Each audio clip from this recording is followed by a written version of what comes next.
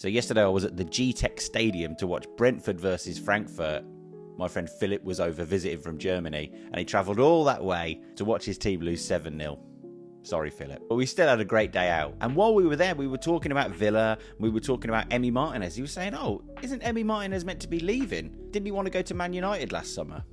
I was saying, yeah, we've kind of moved on from that now. We've lost a lot of big, important players this summer. And I think Martinez is going to stay and be part of the bedrock of the Emery team, of the Emery way. So I don't really see him leaving this summer. And I'm quite happy about that. And then a few minutes later, I got a WhatsApp from someone that says, Aston Villa are trying to buy the Japanese international goalkeeper Zion Suzuki for 30 million euros. That's a very expensive Marco Bizot replacement.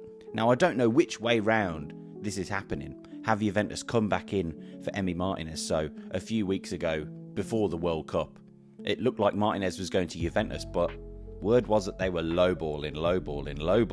And in the end, Villa were like, ugh, we're not interested in this. And Damien Vidagani and Unai Emery and the club seem to be saying Martinez is staying. Suzuki, Zion Suzuki, what a cool name, is a highly rated goalkeeper.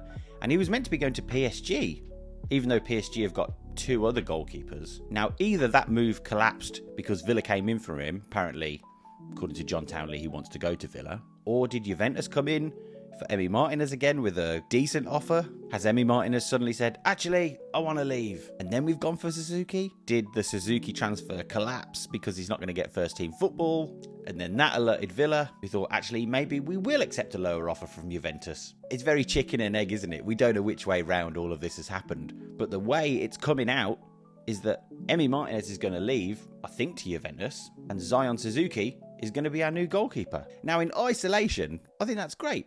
Martinez has been a great servant to Villa. He's just won the Europa League. He can ride off into the sunset, and we can get this exciting young new goalkeeper. Sounds fantastic. But that's only in isolation. In the wider context, Villa have lost Yuri Tielemans, Morgan Rogers, Luca Dean. Anyone else? I mean, we could still lose Ezri Konsa and Ollie Watkins. And when Villa won the Europa League in Istanbul, my view was that, yeah, I think some of these players will go. I thought maybe Martinez would go. I thought Tyrone Mings would go. Obviously, people like Douglas Luiz, Leon Bailey. But I don't think any of us expected Yuri Tielemans and Morgan Rogers and Emi Martinez and Digne and Konsa and Watkins. I think that's got a lot of people spooked, including me. I think Martinez going is one thing. If then Konsa or Watkins went, I would be very spooked. But the person that doesn't seem spooked is Unai Emery. He seems very happy. He seems very chilled about the whole enterprise. Maybe he thinks, well, if we're going to do it, we might as well do it in one fell swoop. I'm going to change everything anyway. You know, when new managers come in and it's harder to train the old staff than it is to train new staff. Maybe Emery's got a new plan and he thinks, well, we're going to change what we're doing anyway. Might as well do it with new players. Also, it reduces our wages. We're almost out of the UEFA SCR sanctions, I think. Martinez was on a wedge. And also, it reduces the squad age, which is something that we really need. But it's a big change, and it's a big loss of experience. I think that's what it is.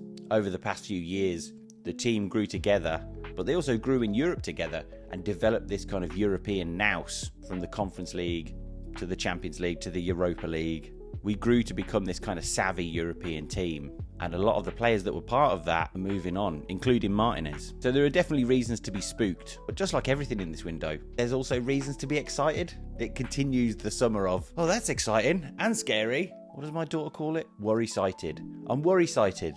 That's what she says. And I think that's what I am. I'm a bit worry-sighted. Like, oh, that looked cool. Great, new goalkeeper. Oof.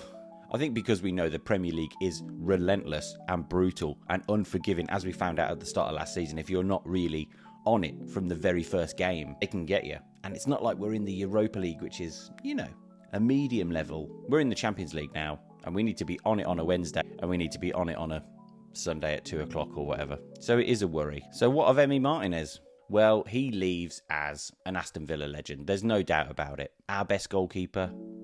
How far are we going back? Great Villa goalkeepers. Brad Friedel. Then you're going back to Mark Bosnich, my childhood hero. And then before that, it's Spink. And of course, Jimmy Rimmer, who we lost this week. R.I.P. I think Martinez is up there with all of those goalkeepers. He's certainly above Bosnich and Friedel. I think it's difficult to surpass the achievements of Rimmer and Spink. But what I think Martinez has done that Bosnich did is that I've never seen so many kids around Villa Park wearing goalkeeper shirts. He kind of made being a goalie cool again, which is what Mark Bosnich did. And he brought his personality, he brought his experience, he brought his nous. And I'm sure when he leaves, there will be a highlight reel of his greatest saves in a Villa shirt. And there are plenty of them. And his greatest games. Two that spring to mind are the win over Bayern Munich. At least 2 or 3 brilliant saves in that game. And I remember at full time him pounding the turf. That's a great memory of Martinez.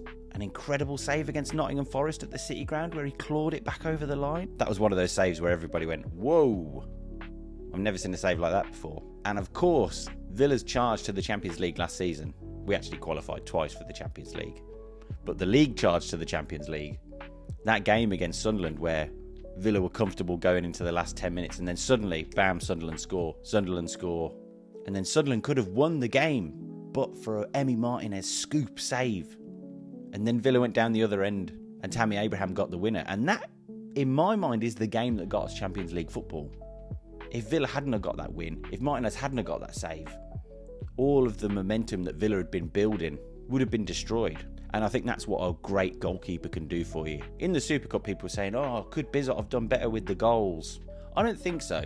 I don't think he made a mistake for the Kvaratskhelia goal. He hit it really early. He hit it really hard. He's a great player. Maybe the Doué goal he could have done better. But I think we're misunderstanding, could he have done better? No, I think he didn't make a mistake, but a better goalkeeper could have done better. Bizot is an amazing number 2. If you think back to the days of Robin Olsen, Bizot has been absolutely fantastic and certainly contributed to our season last year. But when you have a great goalkeeper, that's the difference.